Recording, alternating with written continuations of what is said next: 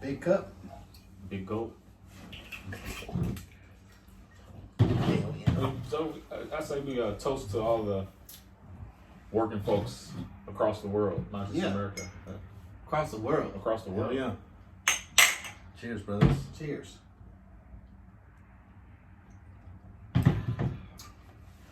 That's good. That's good stuff right there. Jameson, man. Yeah. I don't drink a lot of Don't Jameson, put my but gun or anything. that's good stuff. Yeah. It is. All right. We gotta work on being like a little more loose Loosen up. too. Yeah, yeah. We don't have the distraction of the TV. I know, I which know. is good. You know, It is good. We didn't need that. I mean, but that's something that, so like even when I'm in a band, like when I played on stage, it took a while to get stage presence and be comfortable with all eyes on us and shit. like I feel you like would be with this is a different type of deal, but I we think act different. I can hear it in all of our voices. We act different when we know there's a camera on us. Yeah, absolutely. I think the comfort level will come later I think so. with Yeah. the more recorded episodes that we do. I think so too. We try to be careful of our words and stuff like that. Yeah. I think the thing is we try to say something that we're not really sure of. Right. But that's the thing, is like it's okay. Yeah.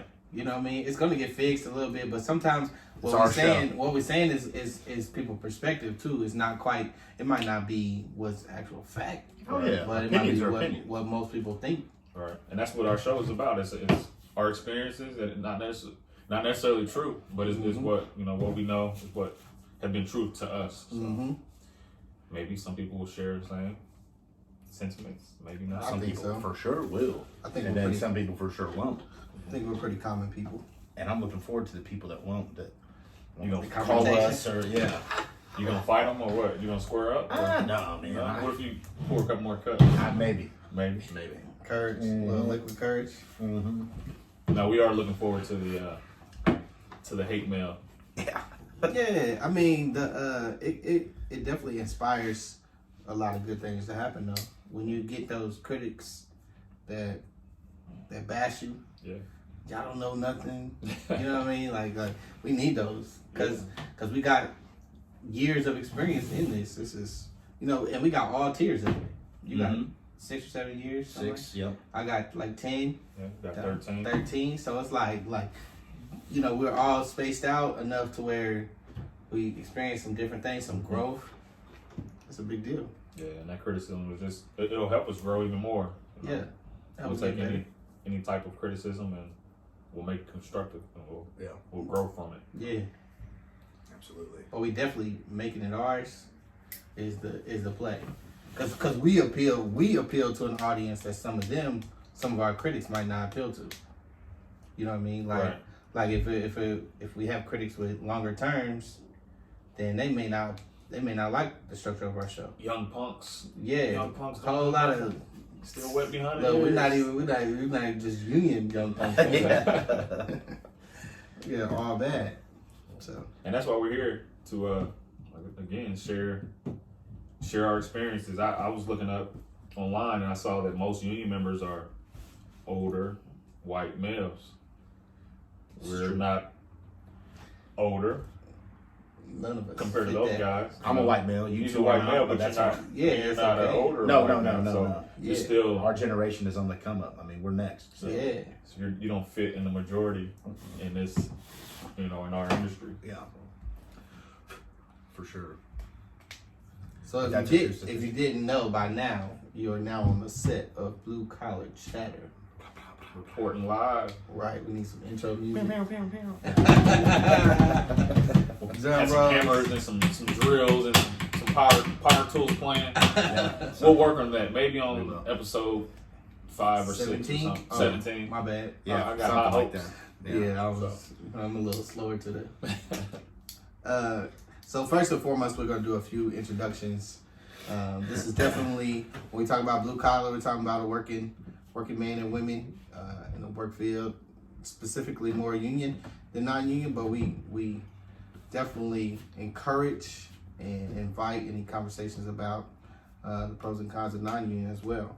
But we have been able to be on the union side of things, but we are blue collar individuals. We all strap on our boots and tools Monday through Friday, sometimes Saturday and Sunday. If we're lucky. If we're lucky, Yeah. and they'll pay us a little extra for that. Money. It pays Right. what we're worth on Sundays. Mhm. Right, Yeah, exactly. dude.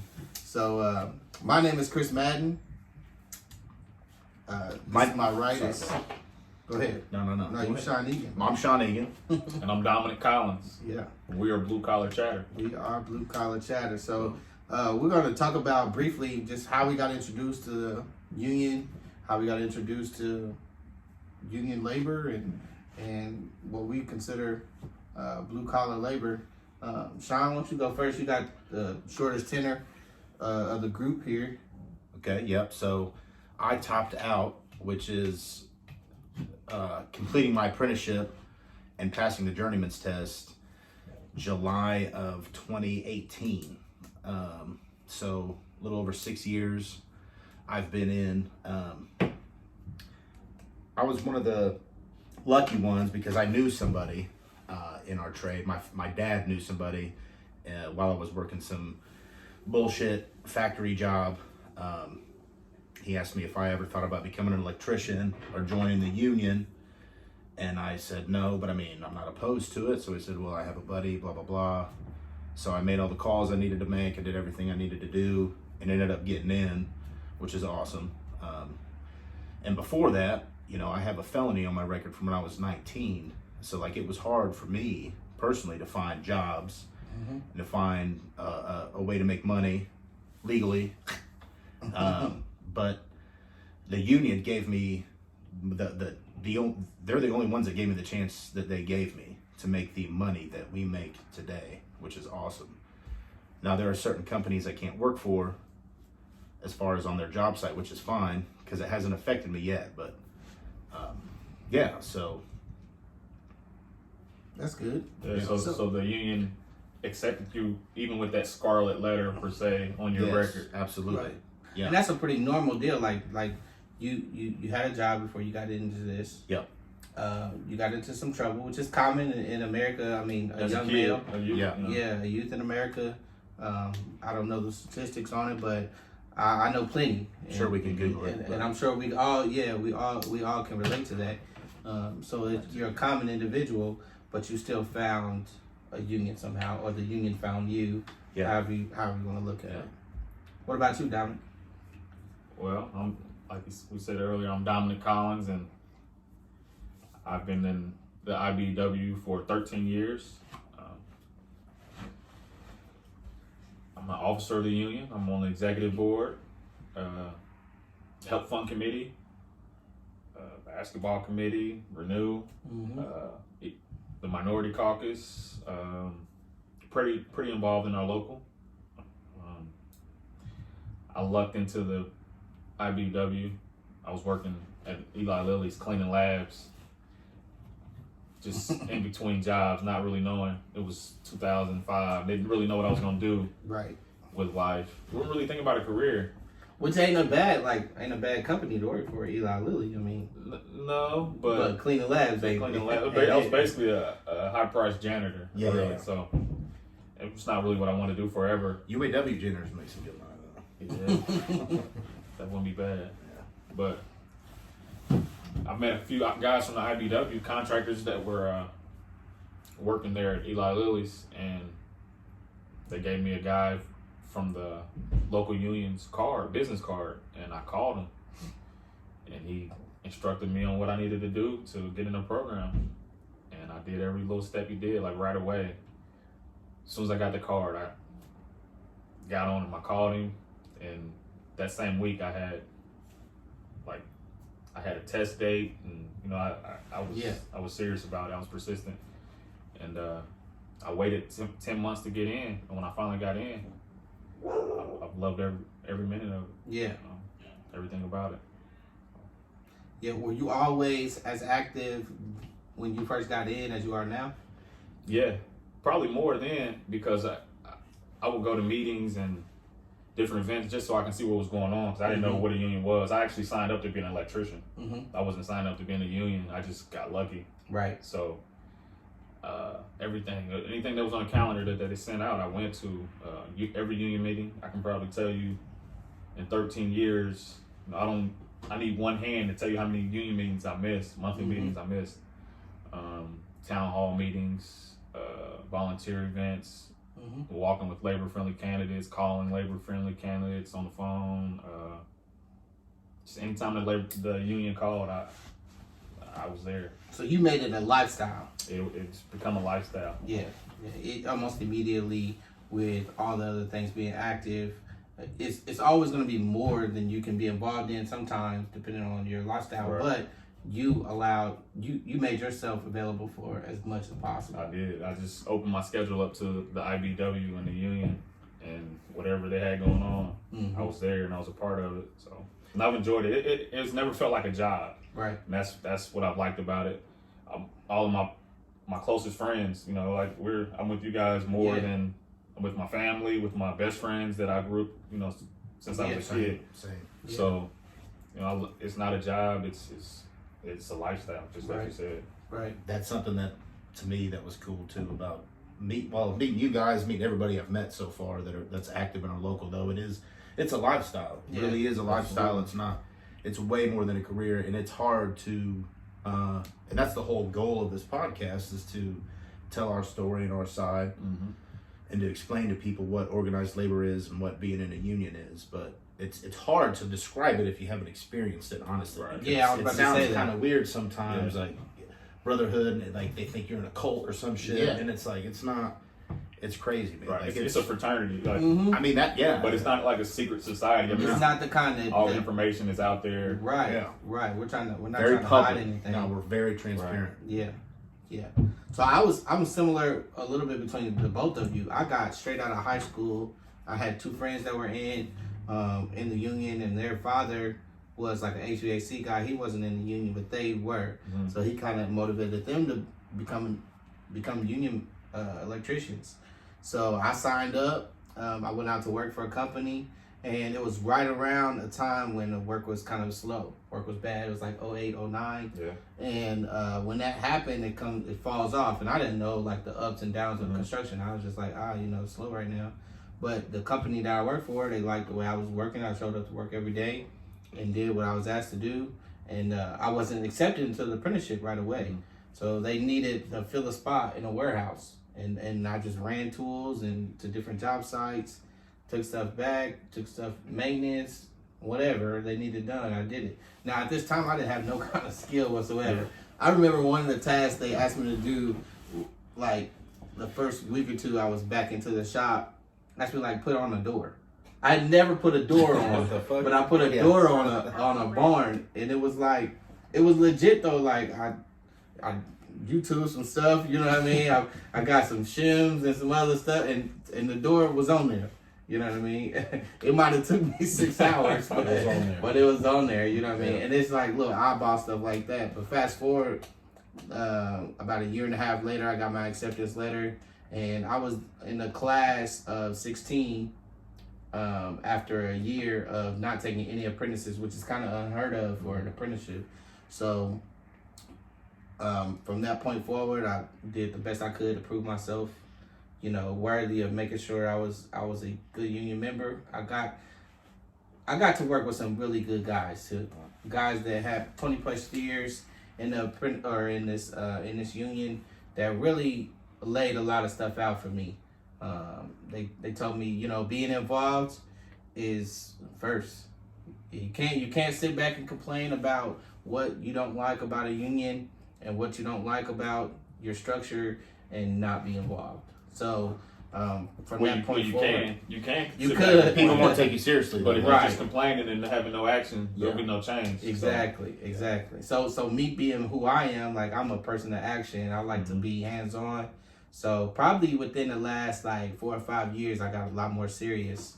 Going through the apprenticeship is kind of tough, being an apprentice and trying to do everything because you don't really know where you fall. But it's a good experience to do things, to be involved in union meetings. You guys have accepted leadership roles. You're the president of the Renew Committee. Yeah. So the Renew Committee has been a great thing. Renew stands for Reach Out and Engage Next Generation Electrical Workers. That's kind of a mouthful, but I've served as the president for the last 2 years, and Sean has served as the vice president for the last 3 years. That's something I forgot to mention in my introduction. Yeah, man. I mean, we have really, like, all that group is set out to do is to get the 35 and younger generation more involved in local union activities. Mm-hmm. So that could be anywhere from community service to just coming to union meetings and social events, or just solidarity. Yeah, solidarity is huge. Bowling, paintballing, anything to bring the youth together. If you know your brother, it just makes for a better union when everybody's close knit. It makes it stronger. And this definition of youth, it means the age of 35 and under, right. For Renew specifically. But right. Yeah.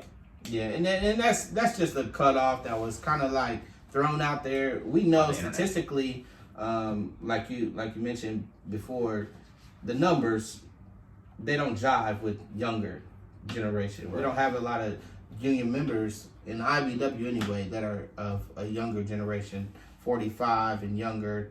So that age group of 35 and younger, that's a mature individual, 9 times out of 10.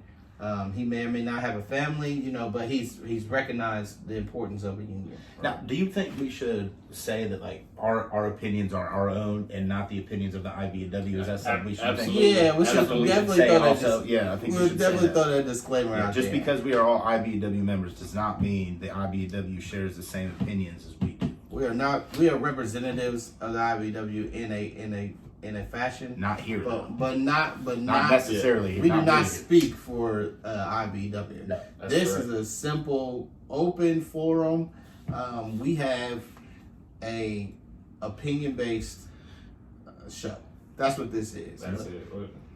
Our opinions, our experiences. Like we're not speaking as officers of anything right now. We're just explaining officer of myself. Yeah, exactly.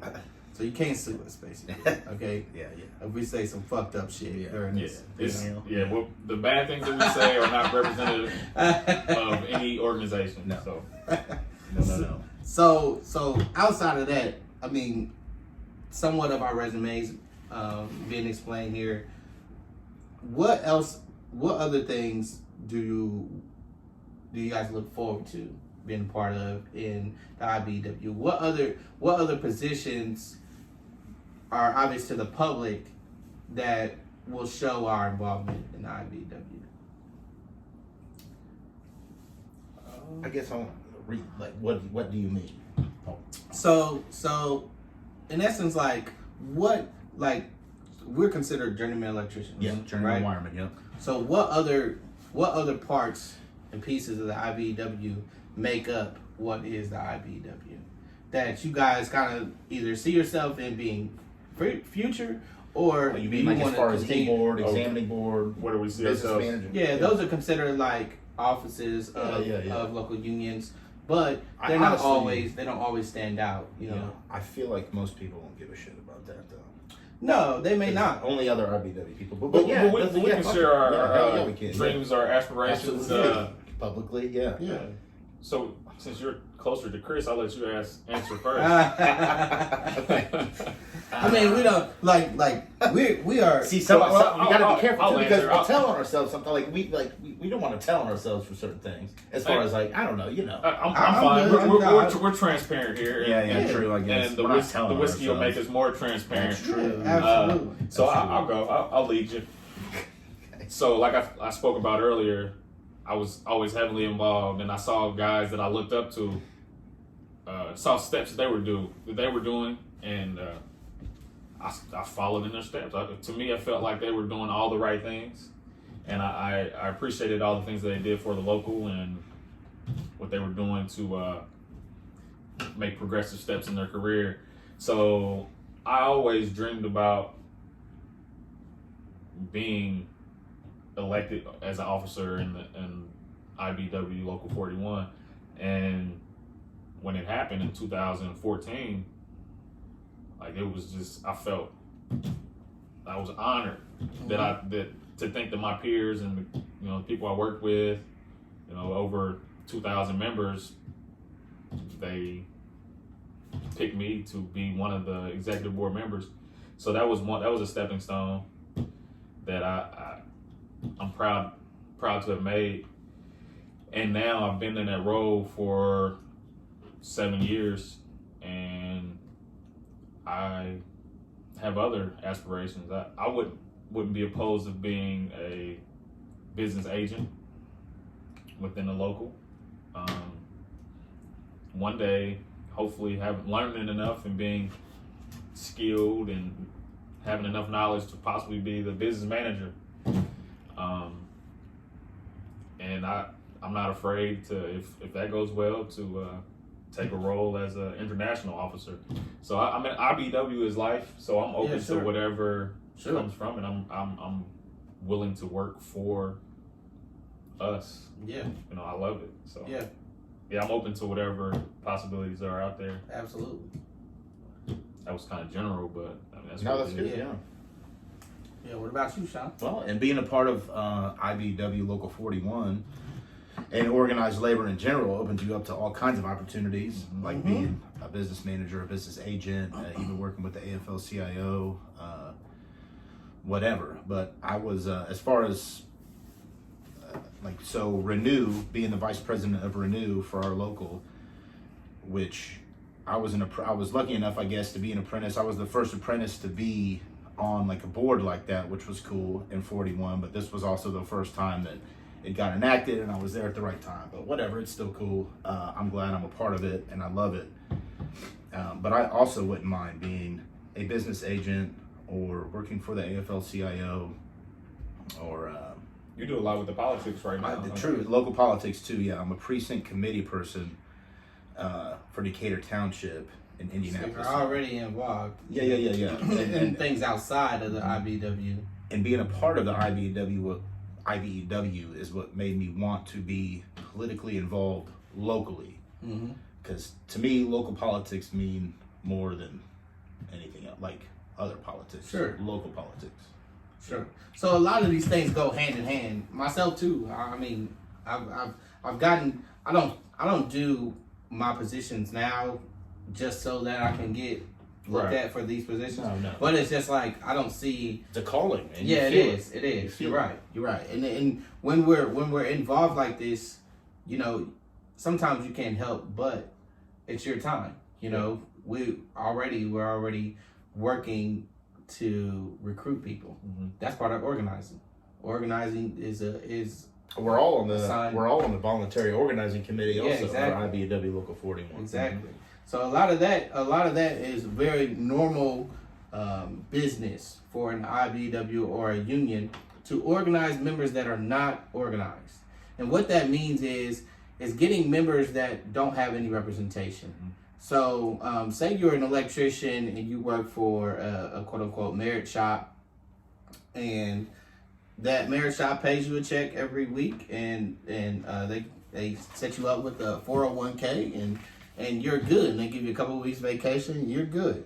Well, along with that, is there anybody to represent you that represents some questions you may have or some concerns you may have with working conditions or hourly pay or raises or wages, or is there someone who negotiates your pay, or do you do that? So those are things that may separate a union shop from a non-union shop, and when we learn, like as we grow in our understanding of what a union is, as we learn those things, we learn there's different positions and different people in different places. So naturally, we want to be involved in some of those things. I think up to this point, I've had some different aspirations, just understanding that they're stepping stones, but I've always wanted to be a part of the apprenticeship.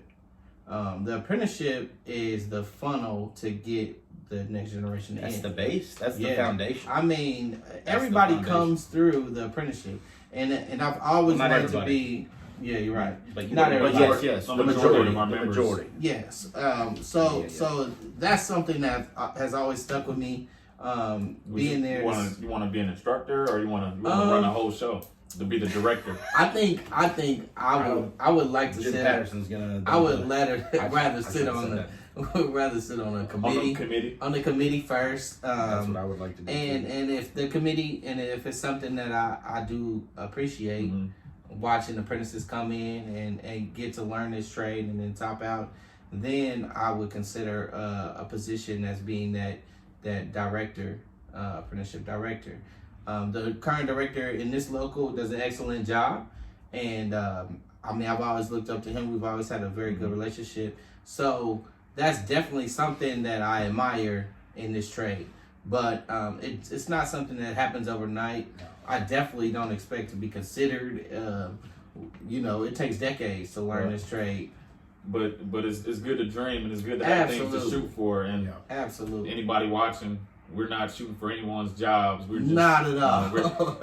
We're being transparent. I mean, that question came up. We never even talked about this, but it came up, and I think it's important to be real and transparent. So we'll tell you what it is. So that was something new. I never knew that about you, Chris. Absolutely. I didn't either, Absolutely. That's crazy. I know. I had to keep that one. I got to keep that one. But no, that's like the union is a great place to do a lot of things. But the apprenticeship, I feel like those people that you experience through the apprenticeship, and I had some other points I want to talk about the apprenticeship, but we can say that for another time. I mean, you'll never forget them. And we only spend 5 years in our consideration. We only spend 5 years in that apprenticeship. The rest is spent out in the field. Right. And so I think those 5 years are pretty pivotal. A lot of people have decided in that time that they don't want to do this, and some people decided that they want to do it more.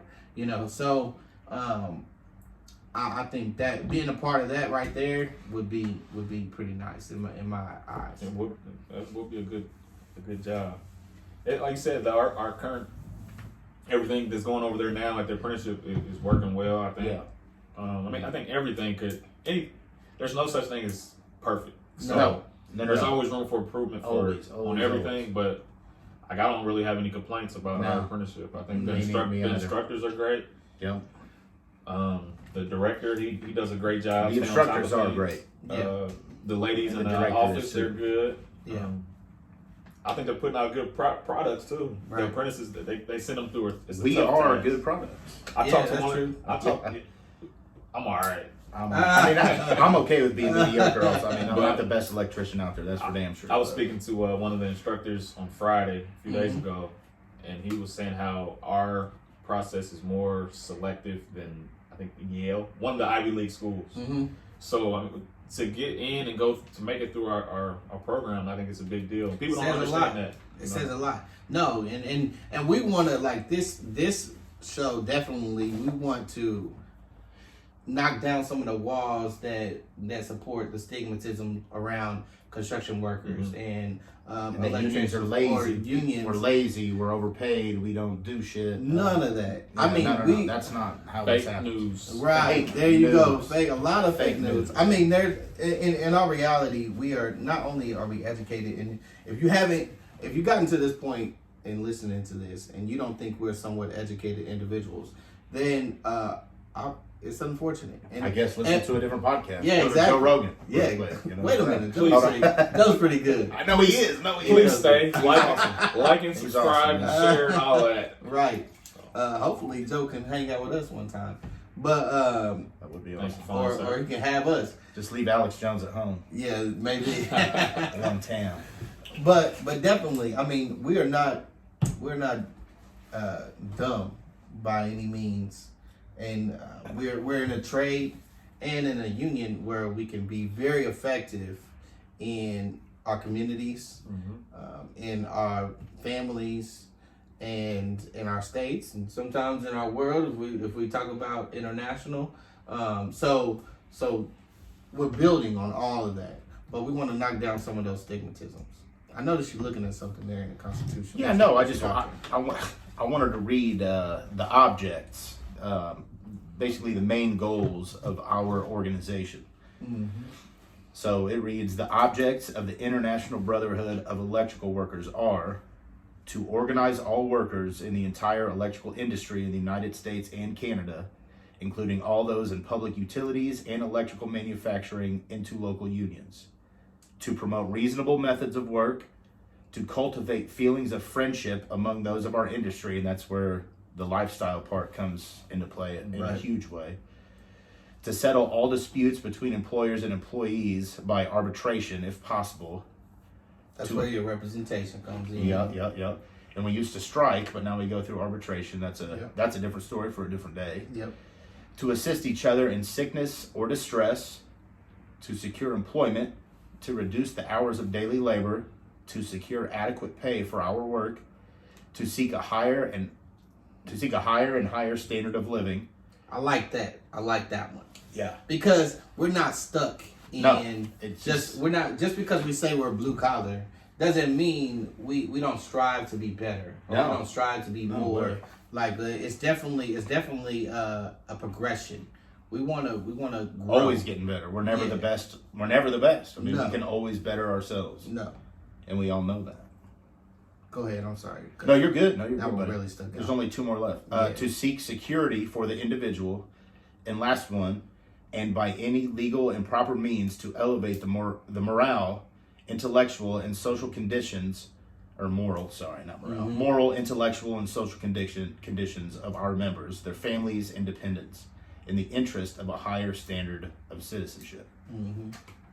So we've touched on several of those things already. Yeah. That was a lot of what brought me into, drinking the Kool-Aid, I guess. I don't know if that's what you want to call it, but I wouldn't do that because that makes it sound like it's a cult, man. yeah, It's not. It's not. You're right, absolutely right. Yeah, that's what brought me in. Yeah. It made me a believer because Mhm. on my first day of getting sworn in, it was all about family. Mhm.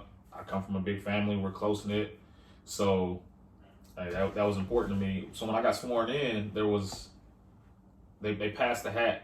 In the local union meeting, Your first meeting? my very first meeting, I was sworn in. So they And after didn't pass sworn a in- literal hat. It was just like it was a explain bucket. it, It was a explain it, bucket. yeah, So explain it. what had Bucket. happened was it was 60 or so members were sworn in. Guys, and it was all guys.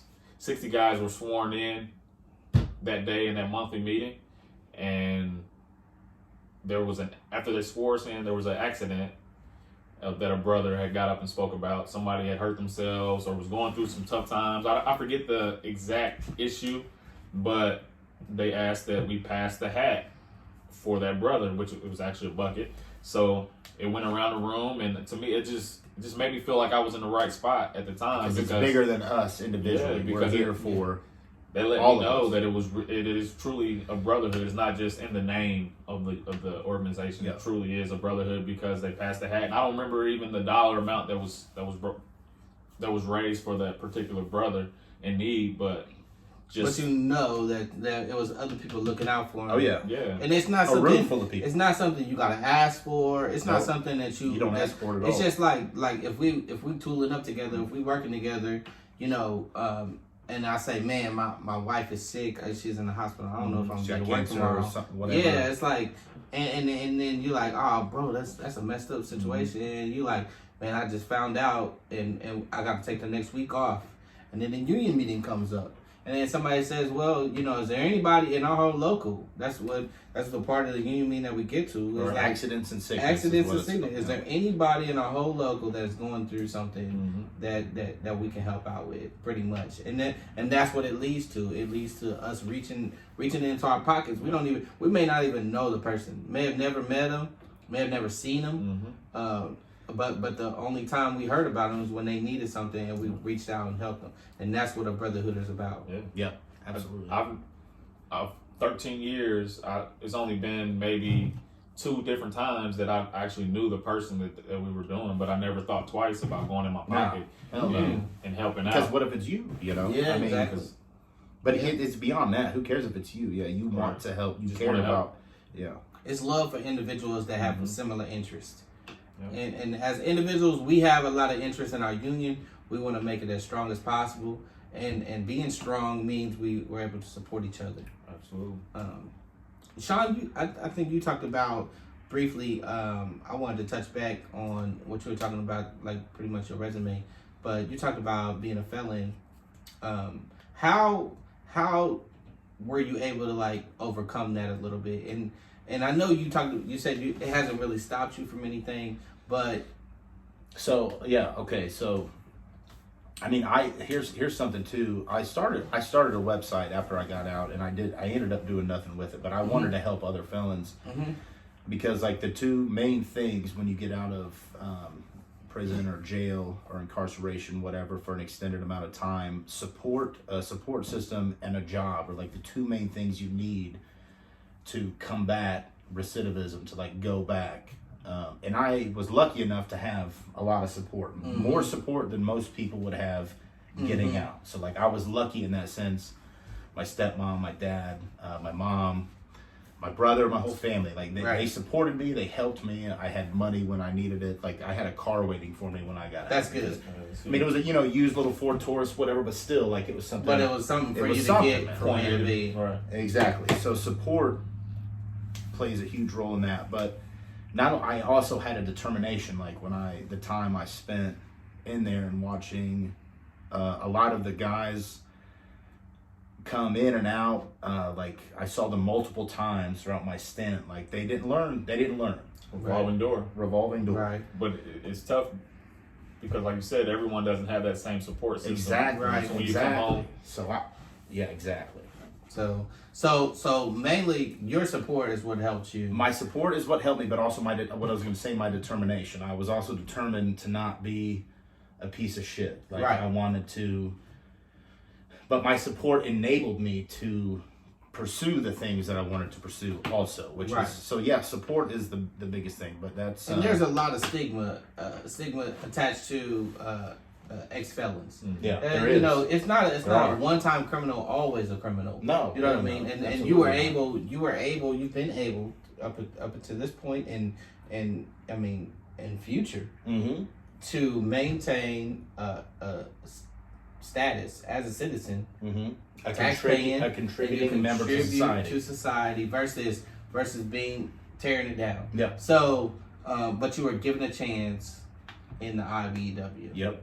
So that's also another thing, like a word to those out there who think that you don't have a chance. I mean, the IBEW is one of those places. In any union out there, there are other unions out there that allow for a record of some sort. I mean, we know that if you mess up once or twice, this is life, and sometimes in life it hits you hard. And they asked me that question actually in my interview. I remember. Well, I remember. I'm not going to mention his name, but I remember who it was that asked me. It was like, I see here that you have a felony, and I was like, oh, cool, great. Like it's happening again. I'm fucked. Right. Like I'm not. It's not going to happen. But I explained my situation and my story, and they were they didn't even act phased or anything. Yeah. And I still got in. So yeah. But yeah, the fact that they asked though, man, it was just like it's like, dude, it's happening again. Like, yeah. But no. So yeah. Yeah, they're good people they in still society. accepted you. They still accept you. Right. Yeah. And that's what we want to express too, is that I mean, you have an opportunity to we don't care about your past. I mean, it is good to know if it's dangerous or something like that. We care to a certain extent, right? Yeah, I mean, exactly. But at the end of the day, we understand that people make mistakes in life, and as union members, sometimes you're gonna make mistakes while you're a union member, and sometimes you make mistakes before and after, or whatever, you know. But we're human beings. It doesn't mean that you don't get a fair shot at earning a good wage with benefits and a retirement pension. And as far as support though, once you get into that union, you have that support now. Yeah. You have support. You have a family, you have friends that care about your best interests, even if you make mistakes. Yeah. So yeah. Absolutely. Immediately. You didn't have to wait for it. Yeah, exactly. Yeah. Or do some kind of like 3 or 4 year trial. And this isn't rare. I mean, I've worked with several guys that had made a mistake and had to sit down for a little bit, you know, do a little time. And I mean, they're the best of people, and I'm grateful that our union was not so judgmental on their past and gave them a shot. Yeah. You know, because that's what everyone needs, just a shot. Just a shot. Sean's been an upstanding person. But I'm glad he was given a shot. Yeah, we all got our shot at some point in time. And sometimes you give me a little bit more credit than I deserve, I think. Upstanding, hell. You know, but yes, legal. Yes, before Jameson, we're all yeah.